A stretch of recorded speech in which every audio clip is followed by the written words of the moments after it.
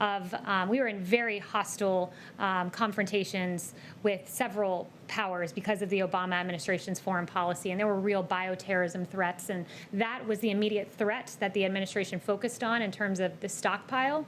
And immediately when it became clear a pandemic was the concern over bioterrorism, we transitioned as quickly as humanly possible and filled the empty cupboards left by President Obama. And I do have, if I can find it in here, some new information on ventilators just to show how extraordinary this administration's effort was on the stockpile, that we've shipped 766 ventilators overseas to our partners because no one here has died for the lack of a ventilator. So we've done so well and overperformed so much.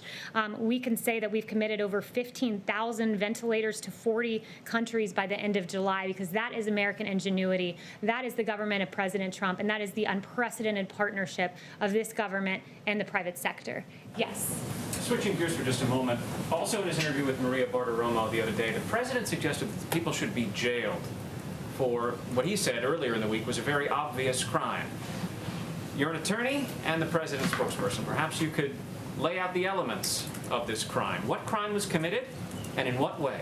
I assume you're referring to the Obama administration and the unmasking and... Well, the president calls Obamagate. What is it? What are the elements of that crime? Yeah, I'm really glad you asked, because there hasn't been a lot of journalistic curiosity on this front, and I'm very glad that you asked this question.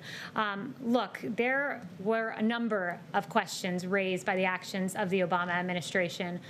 The Steele dossier, funded by the Democratic National Committee, the opposition political party to the president, was used to attain FISA warrants to listen in on conversations of people within the Trump campaign.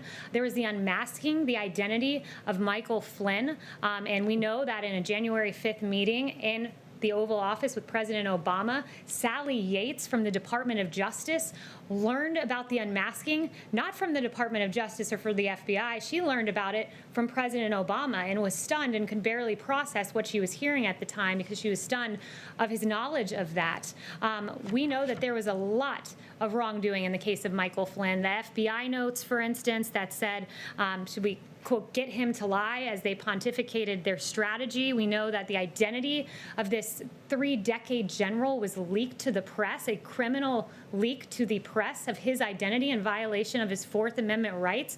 These are very serious questions. They've been ignored by the media for far too long, and I'm very glad that I think that is the second question that I have fielded on Lieutenant General Michael Flynn, because justice does matter. Those questions, they matter. To be clear, I heard you mention one thing you said was criminal, and that was what? The one thing that I've said that was criminal? Right. The leaking of his name and the very real questions that have been raised. But if you want to start talking about wrongdoing in the administration, happy to go through Andy McCabe leaking to the Wall Street Journal and then lying about it. Happy to talk about James Clapper lying before Congress, saying the NSA does not monitor phone calls. That was an inaccuracy, to say the least, if not a lie. And John Brennan telling Congress that the bogus Steele dossier played no role in the Russia probe, when in fact we know it did and was the basis of attaining FISA warrants. So there's a lot of mistruths there that were said, many of them under oath. So I would point you to those and the many other real questions that I hope you all will pursue. So the president's view that those people should be jailed, the people you just mentioned? I never said that. Those are your words, not mine. But perhaps you should look into it and get me some answers. That is, after all, the job. That is, after all, the job of reporters, to answer the very questions that I've laid out, and I hope you guys will take the time to do it. And I also find it interesting, if we want to start talking about fabrication of crimes, we can litigate that case pretty publicly with James Clapper, who said what President Trump did with Russia pales, that Watergate paled in comparison. We can talk about Eric Swalwell lying and saying President Trump was working on behalf of the Russians. We can talk about Hakeem Jeffries lying and saying the president was a Russian asset. We can talk about Schiff saying there was ample evidence of collusion in plain sight when in fact there was not. We can talk about Mark Warner saying there's enormous amounts of evidence of collusion. We can talk about a CNN historian who said there was a smell of treason in the Trump-Russia probe when, in fact, for 3 years, you all talked about collusion, and there was none. And it was a huge injustice, not just to this administration, but to the American people who deserve truth, not the alleging of absolutely false allegations against this president. Yes. Thank you. Francis pushed back against the comment by the CEO of Sanofi. Sorry, 1 second. I can't really. So I'll get to you next. Go ahead. France has pushed back by a comment by the CEO of Sanofi that the United States would be first in line for a vaccine if that firm develops